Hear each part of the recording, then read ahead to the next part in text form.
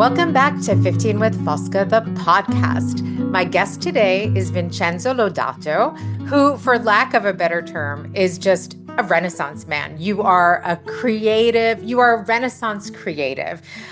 Before we started recording, I was saying, I won't even attempt to list all of the things that you do and have done. I would rather that you speak about all the wonderful things that you do, and everyone hears it from, straight from your mouth. I just am delighted that you accepted my invitation to be on the podcast today. Well, I'm very honored. So let me. I don't really love to spew my CV or anything, but I'd rather tell about other people's or talk about other people's background. But thank you for that very nice introduction. I'm very, very humbled and honored that you asked me. Thank you. Oh, well, we met, I love telling the stories of how I meet all my wonderful guests. And you and I met actually at the end, like the very end of one of Mary Shea's famous vineyard dinners. Yes. And I mean, literally, like I was on my way out and we met and I said, we just talked for like 2 minutes. And I said, you must absolutely come on the podcast because you're so interesting. Thank So, I want to start by asking you about, I know that you studied in Italy, so you already had a history with Italy, but I really want to know more about sort of your first impact with Italy, your relationship with the country, and why you ultimately decided to make your life here. Well, so in college, interesting enough, my family, I grew up in Los Angeles, LA has my heart. For many reasons. And believe it or not, I had never been on a plane before until I went to study abroad in Rome, my Wonderful. junior year in college. And I went to study fine arts, so studio arts, oil painting, sculpture, illustration, watercolor, um, and stayed for about almost 2 years doing my undergrad in Rome. My ancestry, all my grandparents were all born in Italy. So I knew I came here for a reason. And then, of course, I fell in love with Italy, um, and realized and promised myself that one day I would.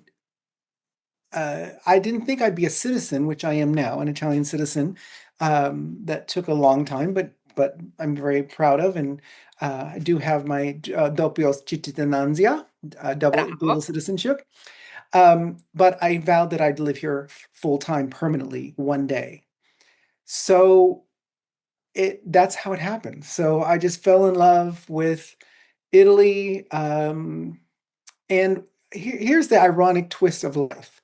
So, Yeah. because I believe in happenstances, I believe in things. So, we have all read the famous book Under the Tuscan Sun, Hmm. and we thought, oh, how wonderful, because the book was very different from the movie, and the book was about falling in love with a home and making a home, creating a home in Italy. So, fast forward to 3 years ago, who do you think I met and who is now one of my dear friends is Frances Mays. You met Francis? So, so she, because of Under the Tuscan Sun, I thought, okay, well, I'm going to do that. I'm going to, one day just buy a place and live here. And it wasn't until about 23, 24 years ago that I bought a small apartment in a little town called Todi. Yeah, I love And Toad. I thought it's a little charming little town in Umbria. And then started meeting friends around Todi, etc. And then that was mostly, as you know, if you work in the States, your jobs, you don't get, you get 2, 3, if you're lucky to get 4 week vacations. So it was kind of whenever I had the time, I would fly over to our little apartment in Todi and then fly back and then, cry when I left and remember. So now I've been here for about 7 years full time. So that's kind of the journey in a little nutshell. I love it. I didn't realize I also was a study abroad student and that, I didn't wait as long as you did. I didn't plan it out that well. It just happened.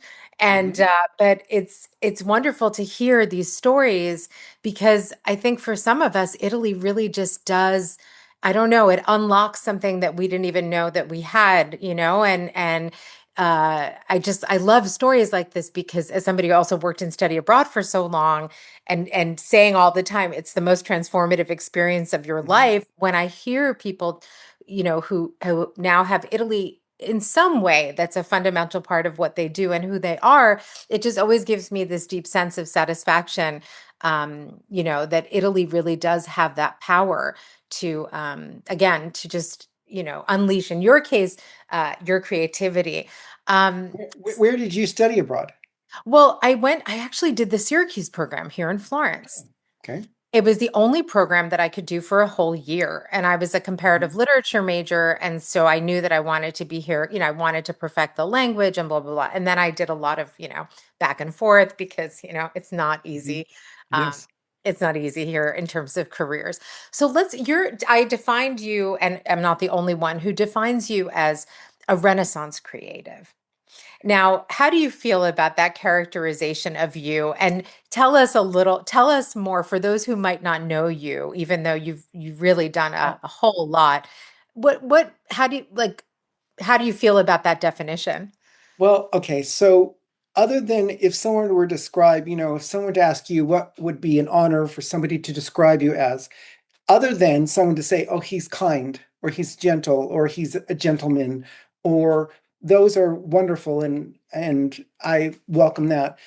But I'll tell you a little story.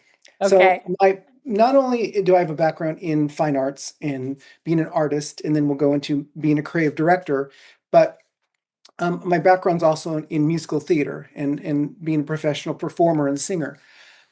And I'll tell you when I've first heard somebody refer to me as a Renaissance man, and I was doing a little show off Broadway with Joyce DeWitt. Do you know the show Three's Company? Of course I know the Yes. show Three's So I was Company. doing a little show with Joyce DeWitt, and she introduced me on stage, and she said, and I didn't know this is not the script, and she said, I'd like to introduce you to a true Renaissance man. And I was backstage, and it really it took me back because I thought that it meant a lot to me because my mentor, someone who I look up to, who I admire, is Leonardo da Vinci. Yeah, And Da Vinci, to me, is the quintessential Renaissance man, literally, yeah. because he did a lot of things, and he was curious. And so so that was the first time that someone said that to me, and I was very honored.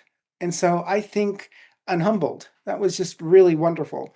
And coming from Joyce, which it was a very special show, and it was called "Who Wants to Live in New York." Um, which in New York, I tell everybody this, in your lifetime, you should live in New York. I do too. 100%. I I think agree New York 100%. is the most exciting, interesting, difficult place to work, to live and work. But I do think it's challenging to live there. But I think people need to go through it to learn how to live. So, and I love New York. Yeah. So anyway, so to answer your question, sorry, it was a long-winded That's no, I answer, love this story. but I love this but story. that's where I first heard that. And then since then, um, people have said that to me. And every single time it still takes me aback and I'm very humbled. And I appreciate that because to me, that's an honor. So, Yeah, but I mean, you have worn many hats and you yes. still do. So you mentioned that you were a creative director, Mhm. you are an artist, you do musical theater. So tell me more about your path, sort of your professional path and Okay. maybe where you are now. Well, what's interesting is, I currently, and then we'll go back for a second. I teach now. So Hmm. I was teaching at two universities here in Florence. One was FIT, which of Yeah. course, is based in New York. And now I currently still teach at Polimoda, which is a fashion university run by and owned by the Ferragamo family. Hmm. But what I tell my students is, I just lost my train of thought. What was your question? See? Well, so what do you do? You're teaching. What do you Oh, teach at so I'm Polimoda? teaching. What do you tell your students? Right. So I always say, you don't know exactly your path. Just do what you enjoy doing, be curious, and you don't know where your path will take you. So in when I was in university, my um, major for the whole 4 years was studio arts, fine arts. Mm. And I thought, what am I going to do with this? And after I researched the art industry and the fine arts industry and it didn't appeal to me. And I thought, I don't really want to be an artist Yeah.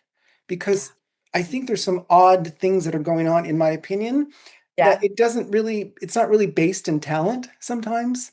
Hmm. It's based on who you know and what you know, if Yeah. if you know the musical Sunny in the Park with George, there's a song in there called Art Isn't Easy. And so my point is with the students, I tell them, you know what, just do what you enjoy doing, be curious. If you go into the industry, you may realize you don't like that industry. It's okay to change. It's okay to shift. Learn how to shift. So when Yeah. I was a fine arts major, I thought I don't want to be an artist in the art world, and I went into an advertising agency in Los Angeles and became a creative director, art director first, actually. And and I enjoyed that. I enjoyed the management, the business side. I'm very I'm a Virgo, anal retentive, vein, organized. So I enjoyed the business part and enjoyed the creative part. And I thought, well, that the mix of the two is a creative director. And so from then on, my career launched into being a creative director. I would say slash art director because it varied. And my first real job after the advertising agency was to manage a division of Barbie at Mattel. So, and Dream job. and Dream. what's interesting is I didn't know anything about Barbie. I knew nothing about the dolls. I didn't have an older sister. I didn't play with it. Didn't know. Right. But I approached it as a art director, as a design director, as a product developer, and I loved it. I worked with the most amazing group of creatives at Mattel, and has been one of my favorite jobs. So I became a creative director, or excuse me, I was a design director there. Um, and how I tell my students to learn to shift or to be open, to say yes to things, is that from that job, from overseeing Barbie or division of Barbie to I became the creative director at Universal Studios, overseeing one of the main jobs I had was overseeing and managing the Jurassic Park franchise. So the product development, the licensing of Jurassic Park, the franchise of the movies, and then other movies that came with the position within Universal. But I tell this to my students because to me, it's I guess the a best example I could say about being open. So I was actually my musical theater hat was on and I was performing in Los Angeles. I was performing in West Side Story and I was performing the role of Tony, which is the male lead. And I was backstage during rehearsal and I was talking to some of the cast members and I said to one of them, "How was your job?" And he said, "Oh, he goes, I love my boss. She's wonderful. But she can't find a creative director to do product development." And I said, "Well, that's what I do at Mattel."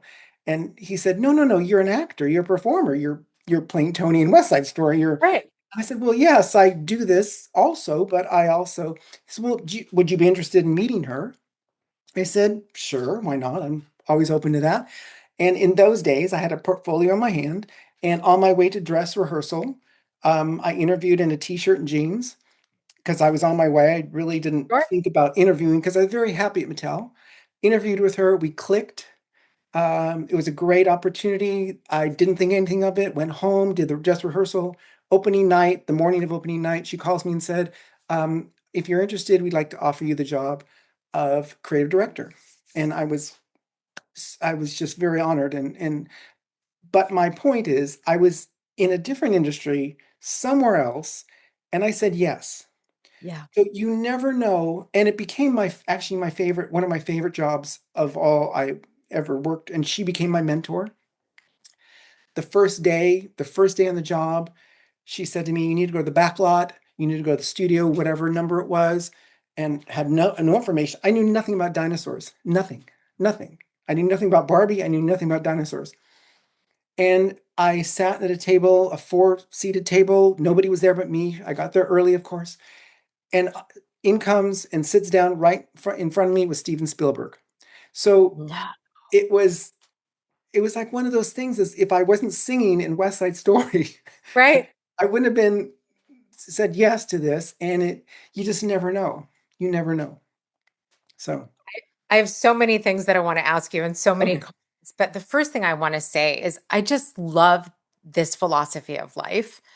And I think what you're telling the students is so fundamental because not only are you teaching them to sort of think creatively about their path, which is so fundamental, especially today, because these kids are so, they have a lot of pressure, I think, to just even the creative ones feel a lot of pressure that our generation didn't necessarily feel. There wasn't, I don't know. It's just a very confusing time, I think, for young people. Mhm. And so to enable them to understand that there is a lot of power in also in chance encounters and in saying who knows what this could bring, and I love that. And I want to thank you on behalf of the kids for doing that because I look at this as a time where it's not easy to be a 20-year-old in this world. And so it's important that their mentors and their teachers are living examples of this kind of philosophy. And then I also just want to say, I think this idea of also always being propelled by a sort of a curiosity and a desire to, you said, I didn't know anything about Barbies. I didn't know anything about dinosaurs, but that's such a beautiful thing, right? Like evolving that way and, becoming then so skilled at something that you probably didn't even think that you would ever encounter in your life. And so it's I think, a very beautiful way to approach life, not only a profession, but a really lovely way, an openness that I think has definitely served you very well. Um, and then I want to ask you another question, just because I'm a singer too, a former. I mean, in a former life, I was a singer. I think we probably talked about that when we talked for those like rapid fire, 5 minutes at the end of the party. Are you still doing? Is that still part of? Do you still sing? Are you still performing? Has that continued here? I am still, I missed it when I moved to Italy. The thing about, Italy is wonderful in so many ways, but some things are not, Italy is Italy. Musical They're theater here. Italians, I'm Italian, I could say this. They are not really into musical theater. No. They love opera. They Yep. love opera. They will encourage opera. They will support opera. They will support classical music, classical, Yeah. instrument orchestras. But Hmm. musical theater, they're not there. And they don't, I don't, I mean, it's just not part of their lifestyle. They weren't, it wasn't ever around them. And when you see musical theater here in Italy, it's just not the same as Broadway or the West End. So when I got here and after a couple of years, I thought, gosh, I really miss singing. I really miss performing. And somebody wonderful, very close friend of mine said, well, why don't you perform here? And she happened to have a venue. And so I formed a little group called Cafe Society here. And what I do is I have a music director and myself, and we either have guest artists that sing with me, and we do the American standards. We do like kind of Michael Bublé stuff. We do Frank Sinatra, Tony Bennett, definitely musical theater. And then I tell stories, of either how songs were developed. And believe it or not, it's very well received because a lot of expats, a lot of people from, even the UK that are Hmm. used to musical theater in the West End, they don't get that here. So Yeah. it's kind of it's nice. It's nice to know that that's a welcome. I need to work on it more. This year I did not perform at all this year. Just it's been a busy year, but definitely next year and the following year I'm going to keep going and doing that. But and I do have a friend, her name is Rhea Jones, who is kind of a West End performer, and we're hopefully going to do something in the next year or so, and she'll come out from the UK. So Wonderful. That sounds great. And I was laughing because my daughter and I love Broadway. And well, I've always loved Broadway. It's like always been my thing and love musical theater. Did it, a long time. And every time we go to New York, we have to see a show. And I went to see Cats here a couple of years ago at like with oh my gosh, and I don't know why, like I should know better. I've been living here for like a long time. I've been living here for almost 30 years. I never thought that they would sing the songs in Italian.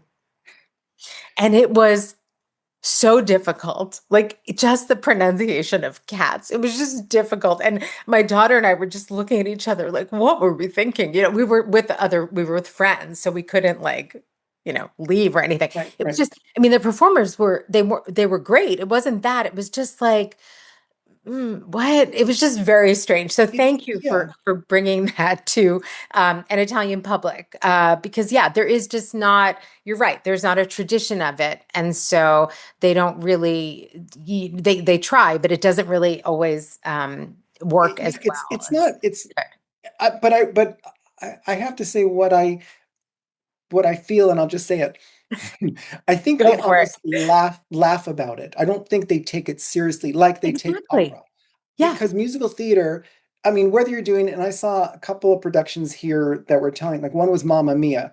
Now, Mamma Mia is just, fun. It's just a fun musical. There's Yeah. nothing serious about it. There's nothing so, but it was still amateurish. Yeah. Even though it was an Italian tour company that went from Rome to Milan to, I to know. or to Florence. Even if they did and I don't know if they've, I don't, we don't see a lot of serious musicals in Italy. If they do it, they'll do Grease, Mamma Mia, they'll do the fun ones because I Yeah. think that's what they think of. Oh, musical's supposed to be fun, not, something like Sweeney Todd or Oh no. yeah, chess. I don't know. Uh, Oh my gosh. Well, it sounds wonderful. So keep me posted Thank you. I will. on that because I would love that. So you didn't mention what you teach.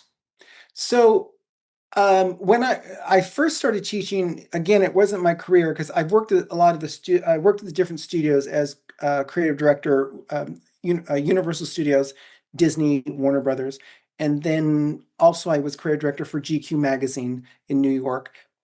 But then I kind of shifted and I started teaching a little bit, and then became full time in Los Angeles.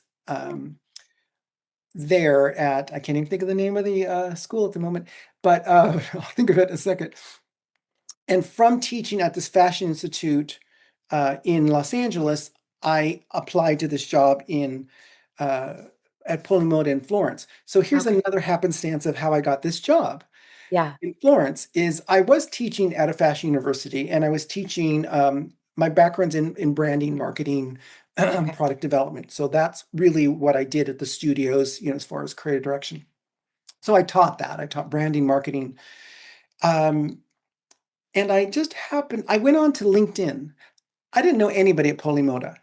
And this is how I tell my students, because I also teach portfolio and how to look for a job, etc. Because of social media, Mm, social media is good for some things, but also it for this generation, we always say, oh, this generation has it better than us. Every generation has its challenges. This generation is social media, in my opinion. And they think, they're going to get discovered as an influencer. They think that's what they're going to do. But what I tell them all the time is it's not about sending out CVs. It's not about getting on LinkedIn and just, applying to jobs. You have to connect to somebody live. You have to start a conversation with somebody, and it has to be somebody internal. So you may find somebody who graduated from a university you graduated on LinkedIn, and you say, hey, I'm looking for a job. Is there anybody? yeah. Because, in my opinion, I don't know if there's anybody who's an HR person who is one of your listeners. Sometimes you have to bypass the HR department Oh because yeah. they're supposed to do what they're supposed to do, and that's their job. Sometimes they don't have the vision or the scope Mm, to look at the diversity of how they could place people in positions. So if you get into talking to somebody internally, they'll say, "Oh, this my friend who's in this other department you should talk to them. And then you connect and you have a conversation and then you send the CV. So that's how you kind of have to do that. So anyway, kind of got off track a little bit. It's okay. That's okay. But I agree. I totally agree. And I think also like living in a country like Italy, um, human connections are still really Mhm. vital. And a lot of what happens here happens because Right. you connect with Exactly. somebody. So did you just randomly reach out to someone on LinkedIn at Polimoda? Yeah. So I just went on LinkedIn. I found the director, the person who was running it. I just sent him a message, a DM. And I said, look, I'm teaching here, but I also had a home at that point, apartment in Orvieto. And I said, oh, I have a home in Orvieto. I'm there. When I'm there, I would like to I'm coming into Florence, would love the opportunity to take you to coffee, Yeah. to talk about maybe I could teach a workshop. So I met Right. with him. I met with another, I think, another director there. And they said, and I met with them after that. They said, oh, how would you like to come and teach an all-day workshop on a Saturday in branding and marketing? I said, Perfect. fine, that'd be great. Didn't think anything of it. And they actually sat in the workshop, which was I think it was an all day workshop, but they sat in some of it. And afterwards they said, okay, we'd like to offer you a job. And I thought, well, that's okay. And here I am wanting to always, and this, it's challenging to find work. Even though like I do have Italian citizenship. I think do you have Italian citizenship? I have permanent resident Oh, status, so okay. it's the So same. you could work, Yeah. right. But Yeah. this, if you don't have either one of those, It's it's very impossible. difficult to find because Yeah. you have to find someone who will sponsor you, and that's a Right. challenge. But I already had citizenship. I already had that. And so they offered me and I started teaching full time, literally Monday through Friday, teaching Wow. here. And I taught, and answer to your question. So I've taught everything from marketing, branding. I've taught, cosmetic classes like the history of beauty. Um, and then with FIT, I taught fashion illustration, life drawing. I currently, because of my theater background, I teach public speaking. So I do that right now with Polimoda because when I first got to Polimoda, they had the students do a midterm and a final, and they would have to do these presentations. Mm. And I remember the first midterm I sat there, the students presented, and the teachers started criticizing how they presented. And afterwards, I told the teachers, I said, do they have classes in public speaking or to speak properly? I said, and they said, no. I said, well, you're not giving them the tools to know how to present well or how to get their ideas across. So then I started and I convinced them to start teaching public speaking. So now that's what I'm teaching, public speaking portfolio. Um, I'm teaching part-time now because I'm semi-retired. So that's wonderful. So that's what I'm teaching now. So I'm very excited to teach public speaking because it's teaching, how to be spontaneous. The my acting classes and my improvisation classes, as you know, if you could improvise, you'll be fine. Yeah. It's not always, when how many presentations I have done in my entire life, trying to present a concept and nothing, no, the AV didn't work. The sound didn't work. I left my notes in the hotel room. All these things happen. And I tell my You do. students, you just know the material. Yeah. All you're doing is you're telling us a story of the material. Just tell us. You know what it's about. If you have done your work, you have done your homework, and you're passionate about it or you know it, just tell us. If you forget a fact here and there, just say, you know what, I'll get back to you on that later. Hmm. So that's what I'm teaching now. Very important skills. You're teaching them fundamental skills. You're teaching them the importance of networking, the importance of being flexible, knowing how to speak about your work, really all fundamental stuff. So, how else are you spending your time these days? Well, I was living in Florence, Hmm. um, and it got to be a little much because, as you know, it's gotten a little crowded. So I was there for about a little more than 6 years. And so I decided to sell in Florence and I bought a home outside Cortona. uh, under the Tuscan sun. That's Um, right. and I live in a house I've always dreamed of, which is a restored farmhouse in the country in Tuscany. So I'm semi-retired, so I love to cook. I haven't, I do have a studio, which I haven't started to paint again, but I will soon. Um, I'm kind of, I never thought, when writers would always say, oh, I have writer's block, I have writer's block. And I'm like, what does that mean? Well, I have creative block at the moment. So, which is, Interesting. which is interesting. Interesting. But, Yeah.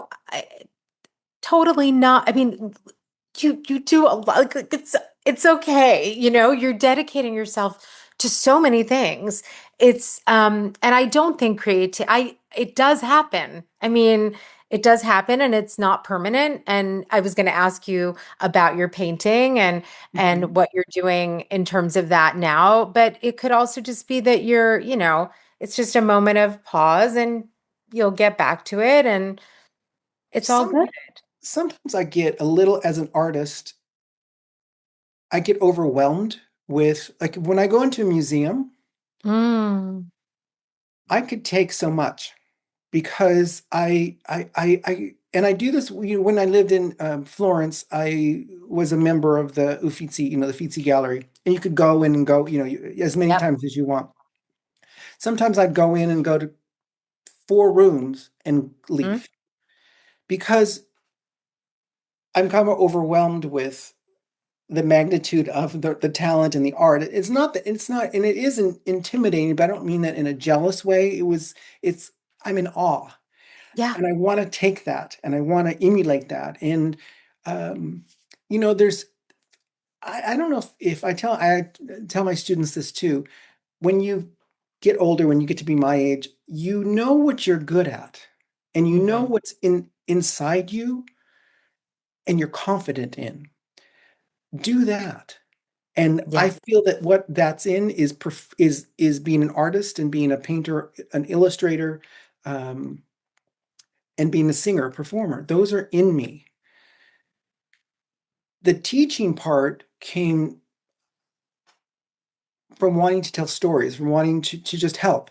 So from wanting to, the students were, and again, I feel for them because of social media, because Yeah. there's such a negative influence.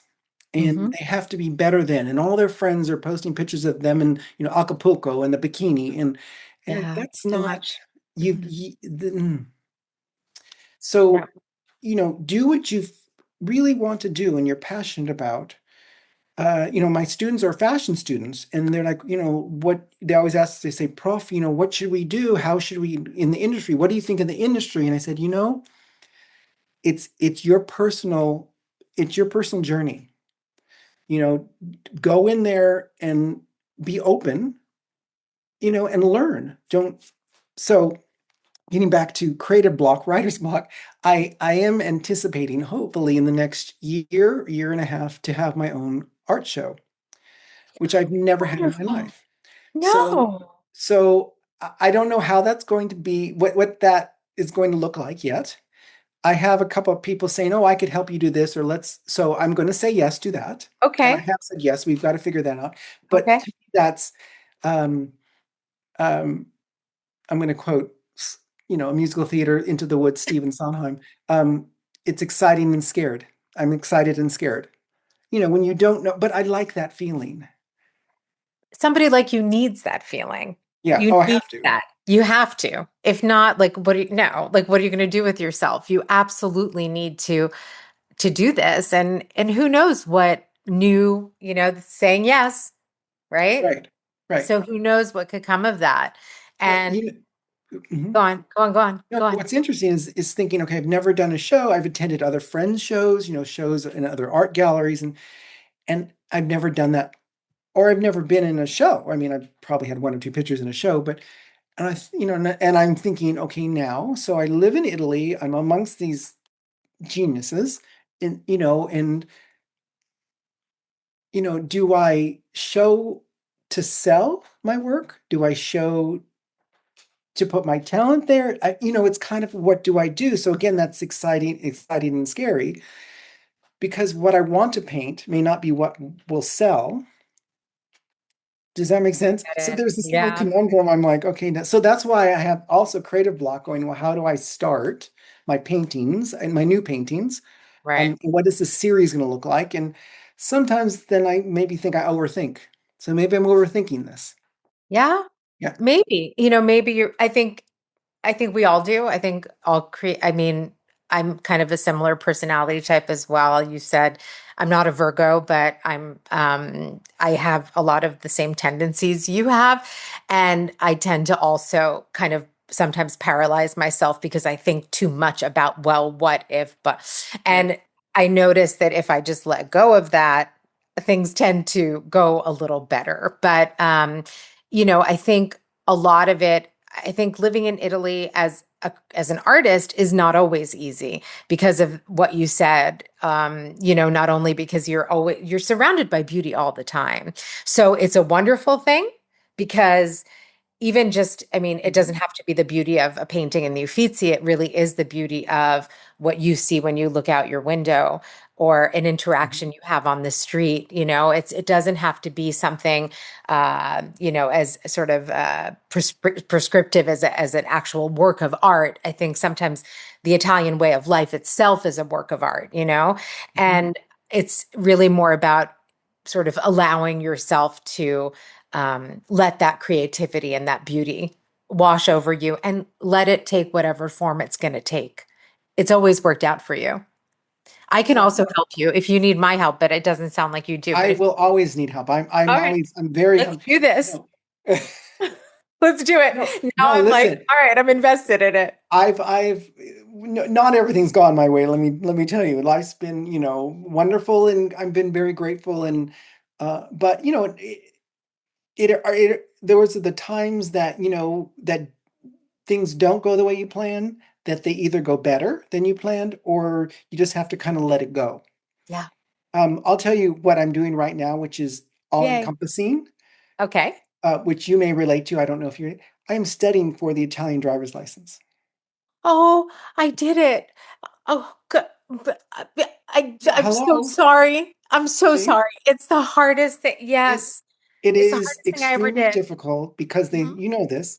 I So do. so a lot of my creative block is that because that's in the back of my head and I can't get through it because I'm frustrated Mhm. because it is very difficult and as you know, Yes. it used to be in English as well, but you could only choose French and German and Italian. Um, so that is what's really kind of taking over. And I'm It's trying a not to lot. let that happen, but I'm trying to let the holidays kind of soften that.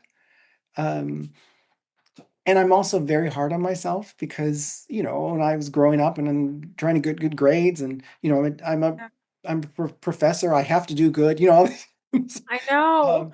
Um, and and also because I live in the country now, I You have to need a drive. car. You need to drive. Yeah. I mean, I've told this story on the podcast, maybe a Mhm. couple of times. I think it would have been easier to get a PhD in like some crazy STEM field. I'm not joking. Like, I don't think I have ever studied that hard for anything in my entire life. I'm not Mhm. joking. I'll tell you a funny little story and hopefully you'll think of it and it'll make you laugh because you will do it. Like, you will do it. I have no doubt in my mind. It's huge and it's a hurdle and then you'll do it and everything else will fall into place. But I was on like a break from work. I was still working at Stanford and I took a taxi to the place where I was going to be taking my driving exam. And I had heard all these horror stories. This was the road test. I had already Mhm. passed the written test, which I would study Mhm. for on the app, like on like every minute I was on the app. Mhm. And I go in the taxi and I was so nervous, Vincenzo. I was like, oh, I'm so nervous. What if they ask me about the car parts? Because I've Mhm. heard that they could do that, right? So I Yes. say to the taxi driver, and you know this because you lived in Florence, like, not the friendliest people, right? But this guy seems like nice. And I say to him, I was like, do you mind? Because, of course, I got there early, like you get to Mhm. places early. And I said, could we Mhm. just open the hood for a sec? Like, can we just go through? And this gentleman, the kindest taxi driver in Florence, indulged me in Oh, this wow. madness because it was like folly, right? Like Mhm. folly. I was like, okay, what's that?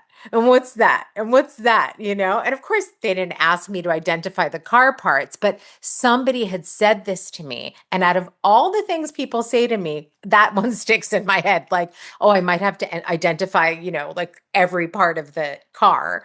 Anyway, but it went just fine. I failed the road test the first time. The guy was a real sexist pig. Yeah, see, But I failed the first written test. I haven't been past the written test yet. So yeah, you'll be fine. It's just tricky language. It's tricky it's language. very tricky. It's tricky Today I language. went to autoschola class just because he's helping me with some of the Yeah. questions because you know how Oh, they're I went to and auto one of school. you'd appreciate this. I know this should not be on the podcast, but maybe It's it should be. okay. One of the questions, can you overpass somebody when it's snowing? Can you overpass them? And I said, well, of course, if it's an ape, a little cart thing, or if it's a bicycle and it's snowing, you could, pass them. And he said, no. I said, but it's snowing. It's not snow on the ground. It's snowing. He goes, well, that's not what it means. I said, well, okay. Then what So does it mean? See, now I would have gotten that wrong. But yeah, I what got it wrong. consoles me, what consoles me though, is that I mean, 99% of the people driving on the roads with me, I don't know how the hell they got their licenses. Exactly, Okay. exactly. I I don't know. I say that all the time, like, and they have a license. Right. But, you know, it is, that Italy has its wonderfulness and it has its quirks and it has its pull your hair out, It sure does. why do I live here questions. It sure does. Yes. So I want to, you've talked a little about what will happen in the future and you're going to get your license and all that. But what else is in store for you? Oh, well, I'm traveling because but Wonderful. traveling Europe, I actually love my husband and I go back to Paris a lot. We love Paris. I love Paris. Just Yeah, I know. Paris in winter is so magical. Um, going to different, and this, living in Italy, um, things are an hour away by plane, 2 hours by plane. I Mhm. go to London 2 or 3 times a year easily. If I have to rehearse with my friend Ria or rehearse with a music director who is out of London, it's a 2 hour flight from Florence to Gatwick. So traveling is wonderful. This last year, I went to a city that I've never been to that I've fallen in love with, and that's Stockholm. Me too. I love Stockholm. I knew you were going to say Stockholm. I love Stockholm. I love it. It was Love like it. a New York, but clean. I love Stockholm. My daughter and Yeah. I went this time of year in 2022. I just on a Mhm, whim, I mhm, found cheap flights. I was shocked and I mhm. said we went between Christmas and New Year's. The both of us fell hard. I mean, I loved everything about it. I loved Yeah, the coffee culture, the people, the beauty. It's gorgeous. It was snowing, beautiful. the ABBA museum. I loved everything about it. Yeah, Everything. but see, like I wouldn't know that because if Yeah. you live in the States or somewhere far away, you would never think of going to Stockholm. Yeah. So, so I want to experience and maybe find new little towns or new cities that we've never been to before. A city here in Italy that a lot of people don't go to and is one of our favorite cities. In fact, we're going next month, Torino. I love Turin. Torino. One of my It's favorite. So elegant. yeah, It's and the lovely. architecture is beautiful. Beautiful. It's like a mini Rome, but Yeah, not as better. crowded. And Right. It yeah, doesn't, it gets like a very specific kind of tourist goes there. yeah, Like, right, a lot of people who yeah, love museum culture, has great bookstores, beautiful cafes, the food mhm, and wine are sublime. yeah, I'm a huge fan of Turin. We would take the yeah, students all the time, all yeah, the time. I agree. And it has those beautiful architectural details that remind you of Paris. It has a different yeah, vibe. yeah, It has, but Italy is so diverse that you can, I mean, in addition to the fact that I always say the best thing about living in Florence is that you're so close to like everything else. If you get mhm, tired of Florence, you're just, mhm, you take a flight and you're, in Paris in a couple of hours or in Spain, but even just getting on a train, right, um, yeah, and going to a different region Italy is so wonderfully diverse that it's just so exciting. And traveling is always, I think, a great way to feel alive, just a great It's way to it feel and alive.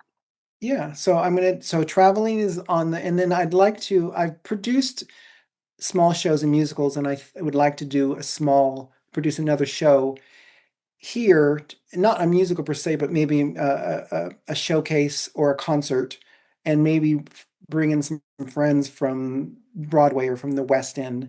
Wonderful. So I'm looking at that, and that's something that is exciting and scary to me. Uh, Sounds so wonderful. those are the things. Yeah. Okay. And then the one thing I didn't ask you about that I did want to ask you about is I know that you've written a book, right? I I know I illustrated a You book. illustrated a book. Sorry. Um, Yes, that's what I meant. Yeah, it's okay. So here's how, again, life's happenstance. So when I was at Universal Studios and a lot of the other studios, I managed properties, meaning I was managing the licensing, the branding, the marketing, PR, with my team of different properties. Like one was the Jurassic Park franchise, Right. or the Universal Classic collection, which was like Psycho and To Catch a Thief, and those classics. Yeah. And then at Disney was of course, all the Disney movies. But at Universal, one of the movies that I managed was E.T. And so here, I don't know, 20, I don't know, say 15, maybe 20 years later. No, I don't know, whatever. I get a call through a mutual friend, from Dee Wallace, who is the actress who played the mother in E.T. And Yeah. she has been, she's a known actress. And we got to meeting, and she um, teaches children, and has been a teacher as well as an actress, about self-love and loving yourself and how to be okay. And she said, well, I understand that you're an illustrator. Would you illustrate this book for me? So I, with Dee Wallace, illustrated a book with Dee called Bupalopaloo.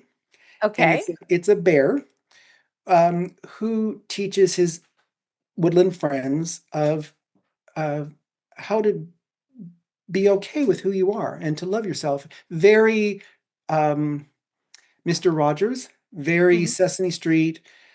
And so I illustrated a wonderful book, Bapalopaloo. It's available on, actually, in Walmart, online Walmart, and I think Target. And Okay. we are now in discussions uh, with a known network production house that may want to turn it into an animated series. Yay. Oh, I'm So so that's glad something that's you also have put it. happening, that See? hopefully will happen. Yay. Oh my Yeah. gosh. This is wonderful. Well, I'm really, I love talking to you. Well, And thank you. Same here. I want I to hear more from you, so I want to interview you. So next time. okay, Next. No, I okay. want, I mean, I want all these wonderful things that you've done and that you're doing. I can't wait to see what's next for you, Vincenzo. Like I Thank think you.